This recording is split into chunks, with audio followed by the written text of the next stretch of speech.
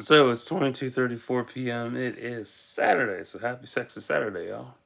And I got one little review to run off, and it's a retrospective one before I do a full series run through.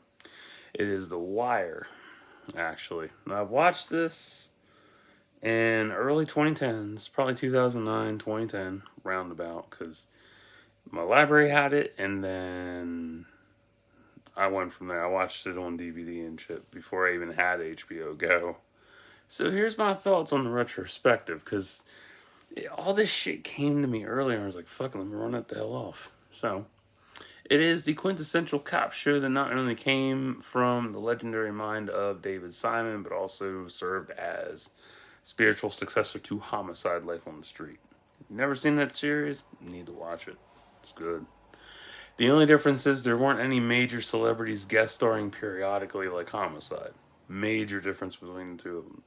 Homicide had its good guest star cast, amazing fucking people throughout, but definitely not like The Wire, but close. A lot of future legends in this series too, major legends, and sadly some that have died in recent years too.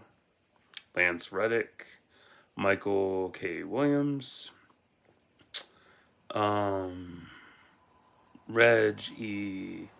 Kathy, I think he was in this. Um, there's somebody else that died. Oh, Lance Reddick. Yeah. Oh, I did say Lance. Yeah. So yeah, a lot of good future stars that are dead now. Bummer. Kind of surprising that nobody was watching this when it came out.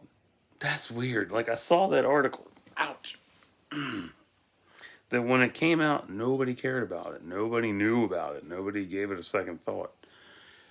And I'm guessing it was because viewers were figuring it was another Oz or Law and Order ripoff. That wasn't the case at all. And the one thing that's really noticeable is that during this time frame, 2002, this is 1 year after Homicide the movie was on NBC, so that was this complete series finale for the series. And also The Corner, another miniseries that is part of this, ties into it, came out in 2000. So yeah, David Simon was working on three projects simultaneously. Wild, man. Wild. The Wire ended up being vastly underrated for giving not only a deeper look into Baltimore itself, but showing multiple POVs. I live an hour away from Baltimore. My stepfather is from Baltimore. Oh my. Yeah, part of my family is from Baltimore. Crazy shit. I've been to Baltimore numerous times. I love that fucking place.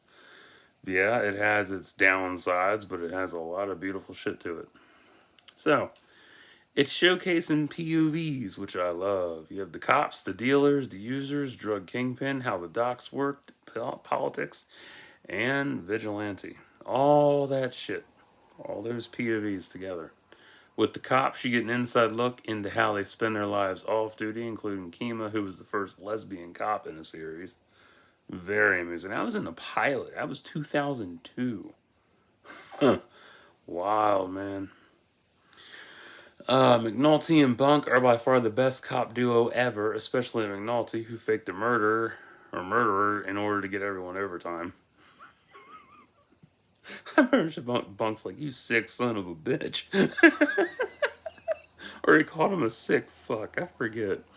Stringer Bell for orchestrating his drug empire, also Avon Barksdale. Omar being the first gay character in the series too, who had his own code on the streets against Stringer and his operation with Avon. And honestly, Barksdale reminds me of Luther Mahoney from Homicide. No, I think about it, he really does. Wee Bay was funny from what I remember. Herc's evolution from doing things the Western District way, with Carver and Kima to being Clarence Royce's personal detail was good. I remember that shit with Herc. He was, what did he say to Royce? Or no, he walked in on, or no, he saw Royce getting his dick sucked. And he told Carver or Kima, he's like, "What am I supposed to say? Your Honor, you look you have a nice dick," or some shit. I forget what he said, but it was so funny. Uh, Clay Davis is the most iconic character out of this series. For sure, given the word shit such decadence. Shit. Oh, so beautiful. Fun fact, my uncle's last name is given to Roland Presbalewski. Yeah, that is my uncle's last name. Who went from fuck up to real cop over the series. Yeah, I was like, oh shit, that's my uncle's last name. You motherfucker, go away. I am doing stuff. Shoo. Ugh. I don't fucking care. But it's not, and my uncle passed away recently of cancer, so now his name lives on in The Wire. It's awesome. Yeah, Baltimore cops are crooked. Yes, they are. I remember him, Daniels, McNulty, Kima, and someone else were working out of an abandoned building for the Docks case, I think. Or it might have been Avon, I don't remember. Police Chief Bunny is truly underrated in season 3. Might be 4 or 2. For moving the dealers down a block so they wouldn't get busted. He called it Hamsterdam in exchange for info. So dope. And I was like, damn, that's amazing. I was blown away by that. Because it was smart from a legal perspective, but illegal as well. Shaming he got resigned. Damn.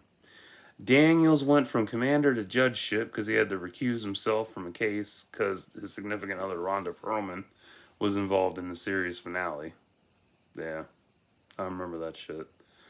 I also remember watching this from the library back then because I ended up massive fines for having them overdue.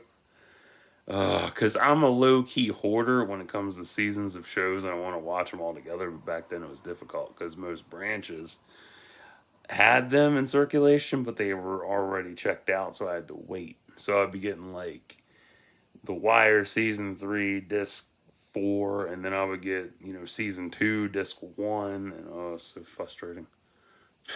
So yeah.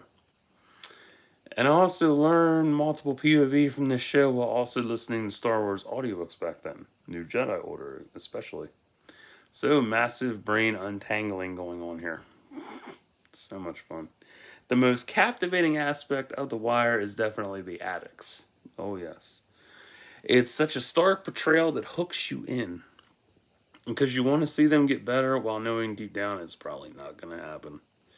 I remember Lester died from an overdose. I know Stringer was caught with a phone tap, but I can't recall what happened at Barksdale. I really don't. I find it truly fascinating that he went from working on Homicide to The Corner to The Wire without stopping. It's wild. That's a lot of work. That's literally 90... Was it 91 or 93?